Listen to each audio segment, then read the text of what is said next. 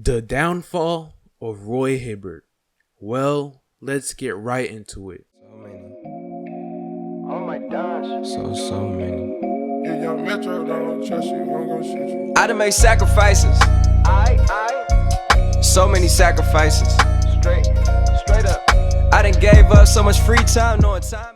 Now, it wasn't that long ago where Roy Hibbert was well known as one of the best defensive big men in the league. And some people will go as far and say that he was the best defensive big man in the NBA in his prime years, which was about 2010 to 2014. He absolutely dominated the interior of the paint, and players would usually think twice before attacking the paint. He was a 300-pound 7'2" monster, and in his prime year, he finished first in efficiency 2 seasons in a row. And he also had a great team surrounding him as well. You had great wing players such as Paul George, Lance Stevenson, and George Hill. He was also a 2-time All-Star and a all-defensive team. And he was having all this success at a very young age.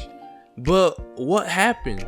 In a matter of a few seasons, he seemed to have just disappeared. He honestly had one of the most rapid downfalls of any NBA player in NBA history. We all remember that horrible series he had against the Hawks when he scored 0 points and 0 rebounds in a playoff game. But what happened? What was the cause of his rapid downfall? And many people have different reasons to why he fell off. Some people say it was because he had lost all his confidence, and others said that it was because he had a lot of problems off the court and much more. But the biggest factor that truly played a part in his downfall was the changing NBA. Yeah, Roy Hibbert was a 7'2" defensive beast, but he wasn't the most versatile offensive player. Actually, a lot of people would consider him to be a liability on the offensive end of the floor. If you look at other big men in the NBA today, such as Karl Anthony Towns, DeMarcus Cousins, Dirk Nowitzki, they are all able to space the floor very well, and they are all very versatile on the offensive end of the floor. You got big men who can shoot, pass, and even dribble the ball. Even defensive big men in the NBA that doesn't space the floor, such as DeAndre Jordan, Andre Drummond, Whiteside, and much